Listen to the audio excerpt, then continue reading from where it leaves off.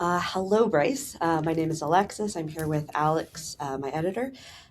So, for our readers, can you please tell us a little bit about Levigo, what the firm is, what it does, and some of the pain points that you're aiming to solve?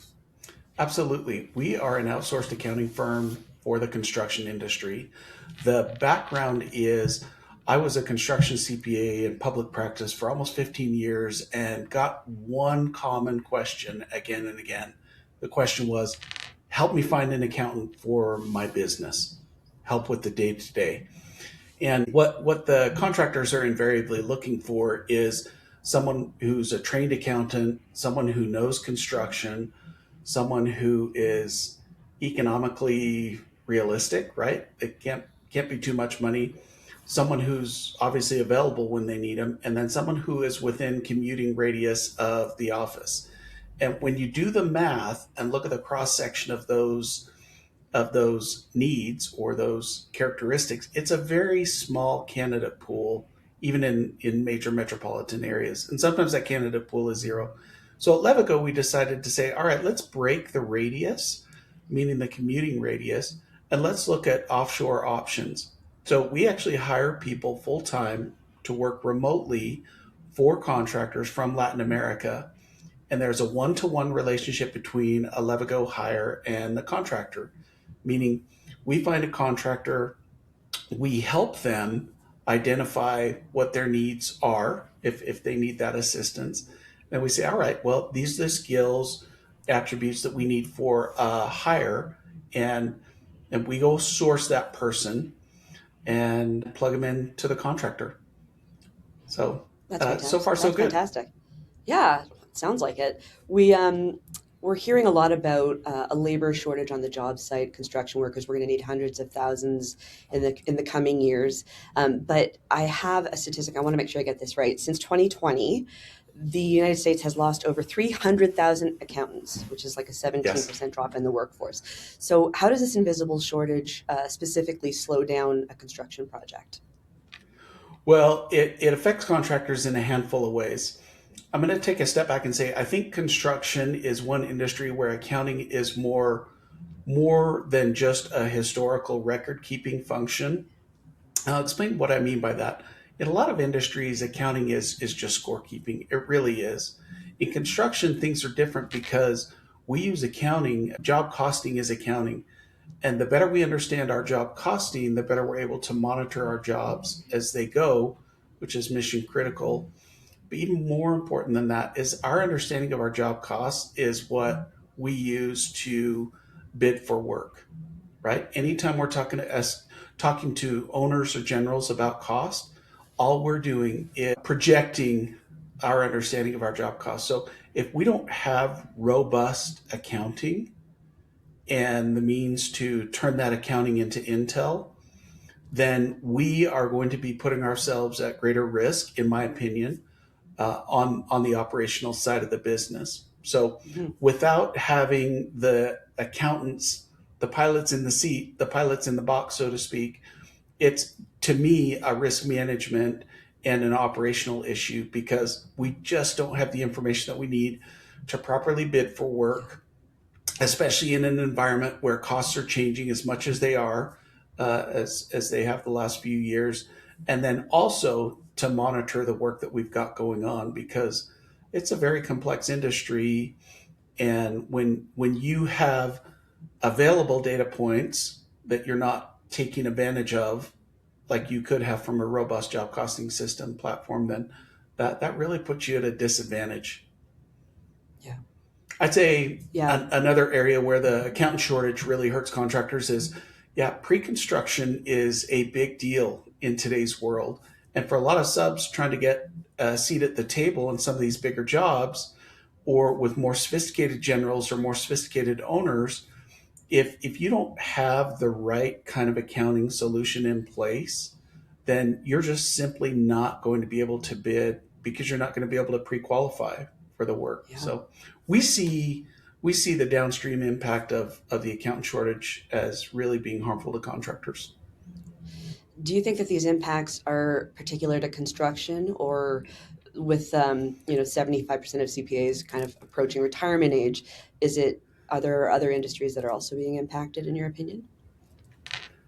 There certainly is an impact to every industry. I think this is anecdotal, but my read is that the construction industry is being a little bit harder hit, no pun intended, because the construction industry, wrongfully, in my opinion, doesn't have a great reputation as being a desirable destination for accountants. Right? They don't teach us, for the most part, construction accounting in school. People don't graduate and say, "Oh, I want to go into construction," from accounting programs. So I feel like the shortage is a little bit more acute in construction than I've seen in other industries, just Mm-hmm. because construction does have a little bit of a little bit less of a destination type feel, as opposed to some of the private equity venture capital. Sure, yeah, let's go do that.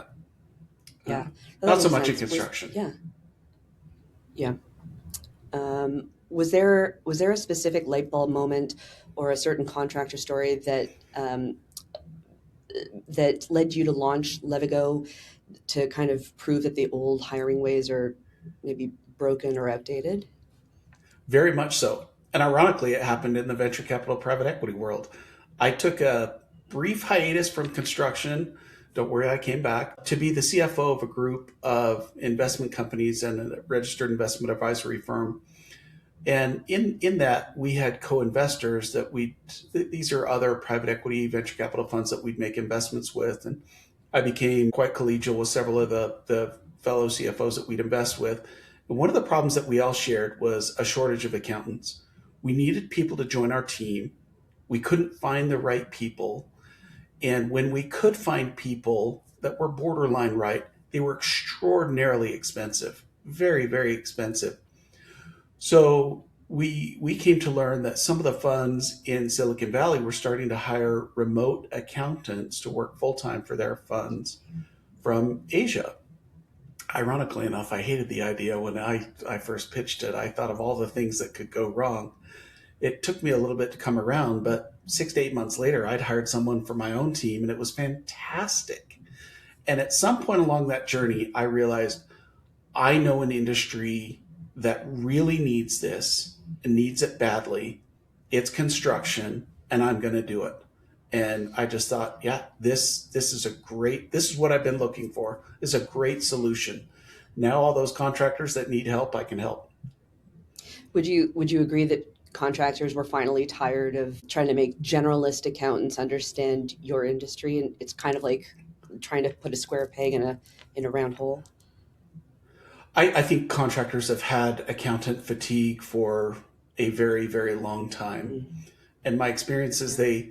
they seem to bounce between what I call the half right hires back and forth. They hire an accountant with a lot of horsepower, pedigree, maybe a CPA, but who doesn't have the construction expertise, and they don't get what they need because Yeah. these accountants don't understand the flows in construction, the jobs, the relationships between estimating and billing and doing the work.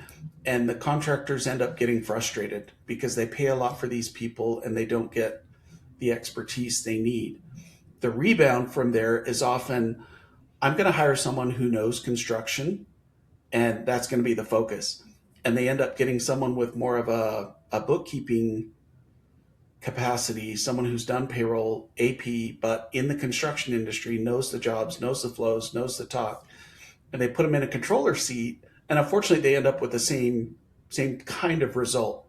Someone who underperforms expectations just because they don't have the right level of sophistication or horsepower training to do the work. So I call it the half right hire. Contract in either case, it's the half right hire. So Yeah. yeah, I think contractors are definitely ripe for another option.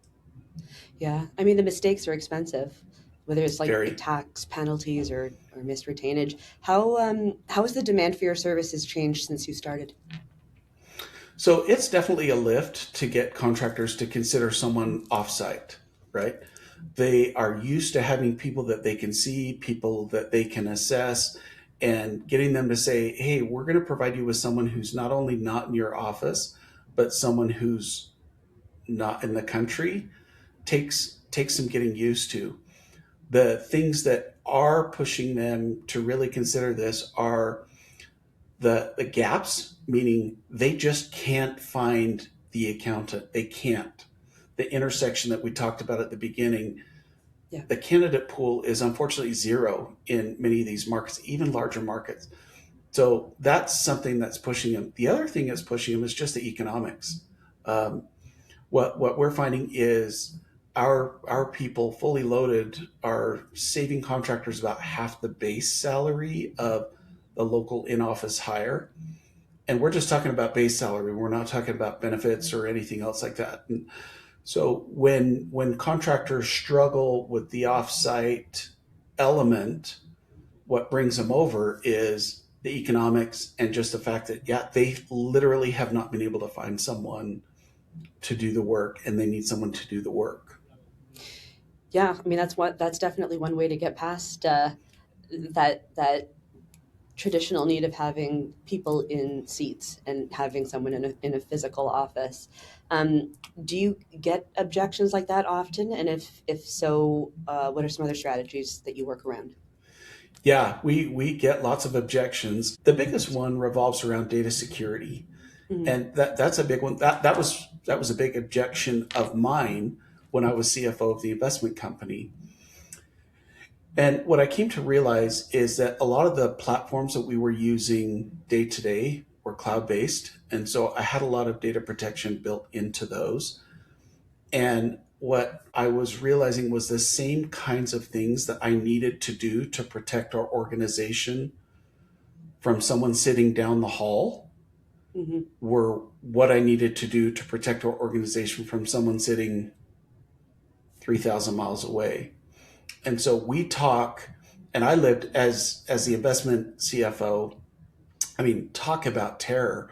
We managed several billion dollars. We had many entities. We were wiring money here, there, and everywhere. And boy, was I concerned that we would make a mistake, that we would get taken advantage of. And so I'm very, very attuned to the kind of controls that we need, not only to make sure that we don't have an issue, but also to make sure that we can still run a business, right? Because we can lock everything down perfectly, but not be able to operate. So Yeah. walking through those kinds of issues and controls with contractors has been the best way that we've addressed the concern about data. The second concern that has been the most prominent has been the concern about English and their ability to speak English and being able to communicate. And to that, I'd say, yeah, again, I shared that concern when I was contemplating this for my own team as CFO, and Mhm. we screen for that. I spend a great deal of time with people before I ever put a candidate in front of a contractor. So I look at it and say English, and not just English speaking, but effective English communication is table stakes. And if an individual doesn't pass that very high bar clearly, then they're never going to get in front of a contractor through me. Yeah, that makes sense. I was thinking of language barriers, not just the Spanish barrier, but maybe the language barrier you would see between a standard CPA and a project manager out in the field. What kind of miscommunications have you seen? Oh boy, where do we begin? How long is the podcast here? Yeah, I mean, to be fair, there's never miscommunication between the office and the field in construction, right? I mean, that is just a super highway of effective communication. No, interestingly, that's one of the things that I think really differentiates a construction accountant from an accountant is that they understand the need for the relationship between the office and the field. So as I bring an accountant on and do my onboarding, a big part of what I do is beyond the debits and the credits. And it's that helping them understand, helping the accountants understand what's actually going on in the field, what the PMs are dealing with, what the superintendents are dealing with, what some of their challenges are, so that on the accounting side, we can support them, We can empower them. We can try to anticipate their questions before they have to ask us. And when we are, I found, sympathetic to what's going on out in the field and in the PM's world, I've just found that's really helpful in breaking down some of the barriers between the office and the field. But let's be honest, communication issues between office and the field, that's not a language barrier. That's a problem as old as construction has been. And Yeah. that's one of the real challenges of I believe any contractor of any size. And in fact, one of the roles that I play at Levigo is to help the leadership team, when necessary, understand how that communication can happen and how it can be effective. Because a lot of times when a contractor is really leveling up their accounting solution, it requires not just a better accountant sitting in the box, it Right. requires changes in the way business is done. And for that, I was going to say gray hair, but my experience is very helpful with the contractors. Absolutely. If we think of financial technology, like some of the automated systems that you implement, how would that help, for example, a one person office do the work of a three-person team? Yeah, so I look at tech right now as the great magnifier. We can just do more with less, Hmm. and where I see a lot of benefits for these contractors is, yeah, they uh, a lot of the work. Let me take a step back here. So, with an accountant, with an accounting hire, especially at a smaller organization, one of the real challenges is just the breadth of work that you're trying to cover. So, some of it is really high end, a lot of horsepower needed type work, but a lot of it is just rolling up the sleeves and, from an accounting perspective, digging ditches. And it's hard to find people, especially domestically, who will work that whole range. And that's been a challenge for years. Certainly, it was a big challenge for us in public accounting. So, what technology is doing is technology is saying we can hire someone who's capable of doing those higher level tasks and then implement technology to help us be efficient and get the, call it the lower level work, some of the more mundane work done much more effectively and Hmm. efficiently. So it's allowed us to put, in short, I think, better, more qualified people in roles where they have a lot more broad responsibility, going from the high level to the less desirable low level. So, if a contractor were interviewing an accountant today, what is one specific question that they should ask to see if the person actually understands the work in progress schedule? Yeah, I'd say you see a job that's heavily underbilled. What does that mean to you? And if an Mm, accountant can answer that question, you've got someone who understands construction accounting. I like that. So, looking ahead, what is one financial tech trend that you think will finally become a standard for every small to mid-sized contractor? Well, um, I'd say renting a lot more services. I think it's just going to be very difficult, increasingly difficult to own what we do. We've already seen that on the software side of things. Mhm. I think more and more we're going to find that on the professional service side of things, including not just accounting, because of the high cost of sourcing locally. Yeah, Um, I just think it's a reality. It's part of the gig economy. We've seen it. We're going to see more of it. It's just a reality. yeah. And for Levigo, where do you see it in 5 years from now? What kind of trajectory are you hoping for? Well, I think what's going to happen is we're going to develop some real centers of expertise.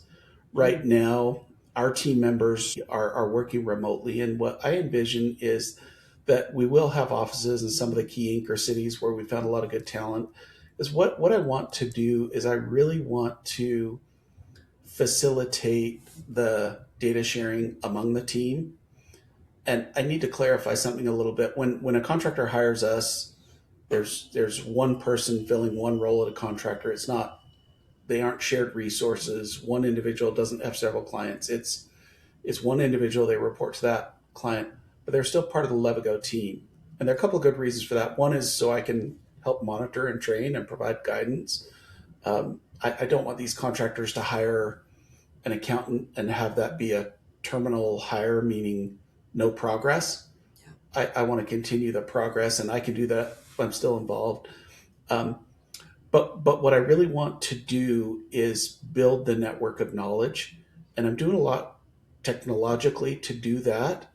But more is going to happen if we're able to put people together in offices, I think. And I, it's kind of ironic to say, we're a remote business, and I think that renting services is the future.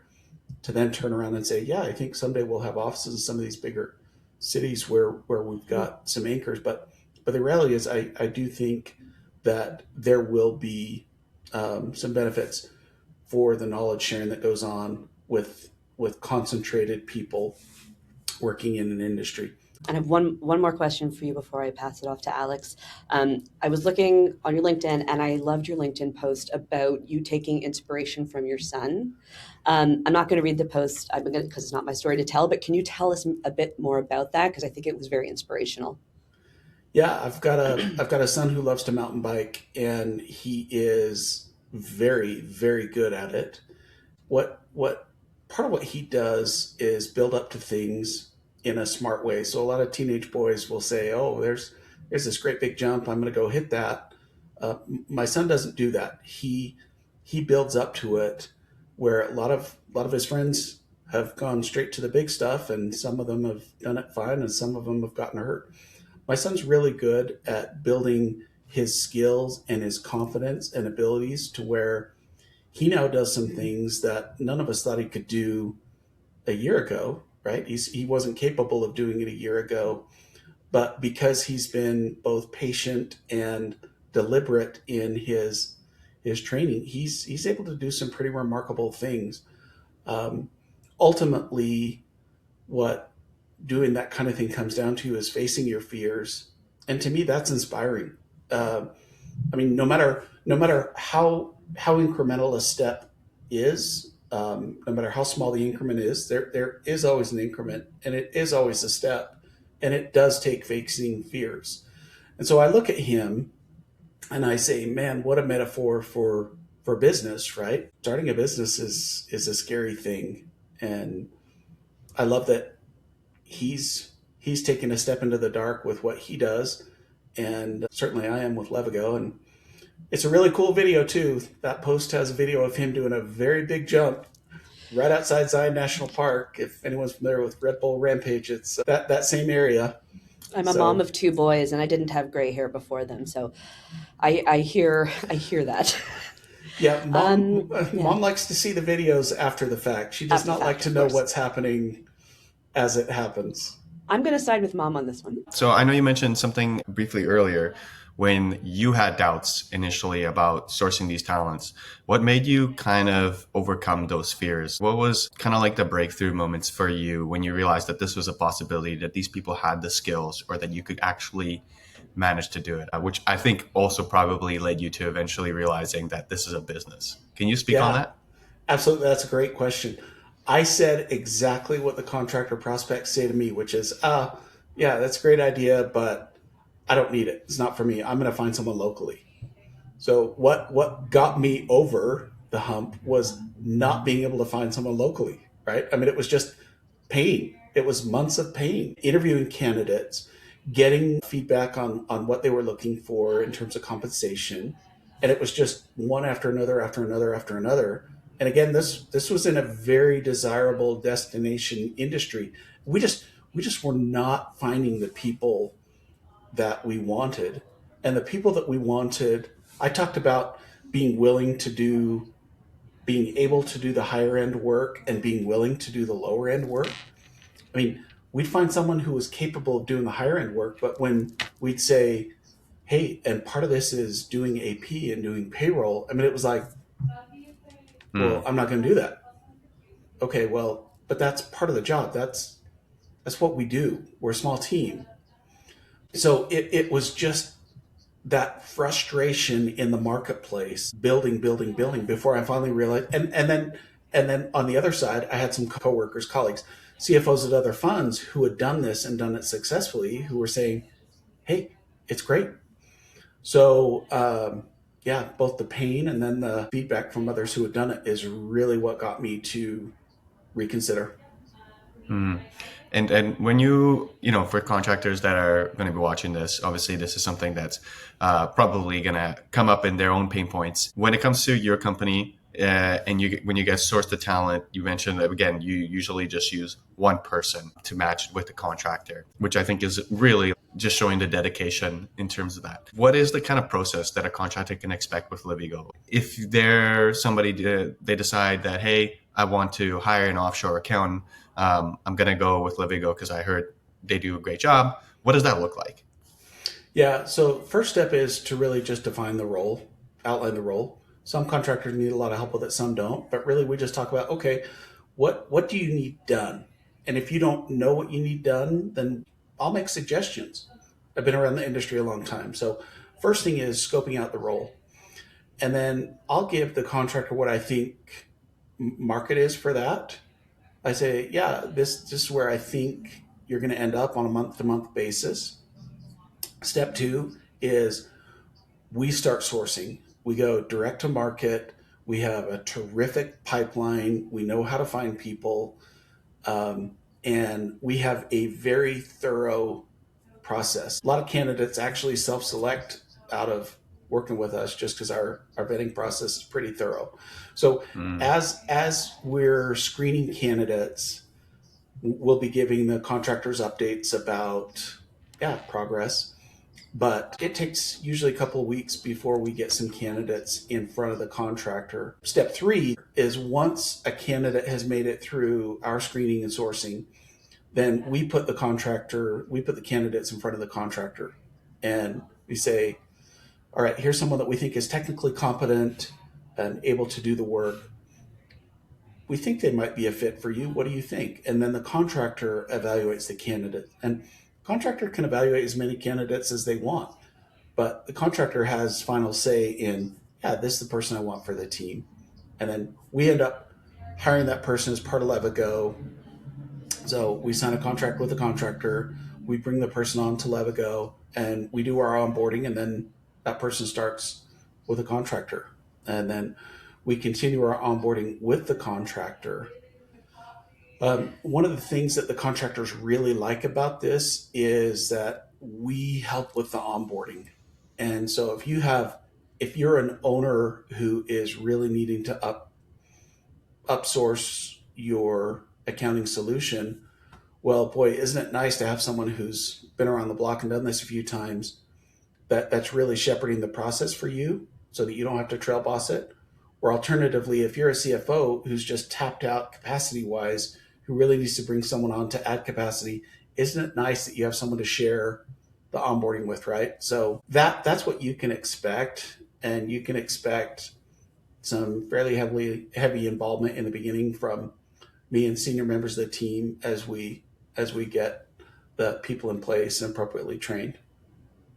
Wow. Okay. Yeah, that's great to hear. I mean, from my perspective, this is kind of like a joint process in this case, It and is. then the contractor would feel empowered also because they get a choice in this scenario, not just from the company in and of itself. When it comes to successes that you've seen with your company in being able to match the correct accountants, what would you say are like the biggest successes you had? Yeah. So we've got a client right now where it's been rough, and it was a rough transition, and there was a lot of deferred, call it deferred maintenance, a lot of cleanup that had to be done.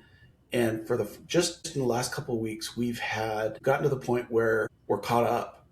And it's been the first time that this contractor has been caught up in years. We haven't been involved with them for years, but I can feel in the interaction with them, I can see that they're in a much better place. And so when I look at that, I think, okay, we're doing it right. We're making a difference. This is making their lives better, easing their burdens. And I feel like we haven't even started. I feel like, okay, this catch up and cleanup is really just the beginning, because I look at what we do and I say, yeah, the beginning is always going to be catch up and cleanup. And then we're going to move to where we try to optimize things for the contractor. But then the exciting part is when we really say, all right, we've created capacity by catching up, cleanup, and then by optimizing. What are we going to do with that capacity? And that's where I think we can really shine, where contractors are going to be able to get the benefit of our construction expertise, because there's a lot that we can do to help them out when we're not catching up, cleaning up, and just optimizing. So that for me is a great success because, like I say, this contractor hasn't been caught up in a long time. They're happy. Wow, that's amazing. Thanks for sharing that story. I think that's really important for anybody that's out there that feels the same way of being, behind. You can find the resources that you need, but it takes the right matching and the experience. And, from your perspective, you've had plenty of experience in the field and in accounting in general. And I think that gives you guys a one-up when it comes to sourcing talent, training talent, and making sure it's a right fit. So thank you again so much for this amazing interview, Bryce. It's been a pleasure speaking with you. Alexis, do you have any other questions remaining? If you could give a contractor one piece of advice to fix their back office problems by the end of this month, what would you say to them? Prepare a WIP report and look at it. Everything process-wise, what preparing a WIP report is going to do is going to benefit you. And what it's going to require is going to require communication between the field and the office. It's going to require updates from estimating. It's going to require your back office to be engaged in the process. And if you get that WIP and it's credible, what you're going to know is where you really are on your jobs. And more importantly, you can use that WIP as the basis for a cash projection in the next couple of months at least. So I say prepare that WIP and ask questions. And then call you guys. I hope so. That's what nice. I'm hearing. That's it for me. This has been an amazing conversation. Thanks so much again. If a contractor sees this interview, they're interested, how can they get in contact with you guys? What's the best way to reach you? Levvigo.com, Levvigo. And I should say that name is a little bit unusual. Alexis, you brought up the mountain biking reference earlier, the post about my son. So Levvigo actually comes from a mountain biking reference. There are two trails very near my house that are near and dear to me. One's called Levitate, one's called Vertigo, and the trails actually intersect. So it's possible to ride the top part of one and the bottom part of another. And the most popular combination of those is to ride the top of Levitate and the bottom of Vertigo, which the locals affectionately refer to as Levvigo, hence the name Levvigo. So combine Levitate and Vertigo and you've got Levvigo, and that's how you find us. Wow. There's so many metaphors to unpack there. That's amazing. Oh, yes. Well, thanks again for hopping on a podcast with us there, Bryce. It's been an absolute pleasure. Pleasure's been all mine. Thank you so much.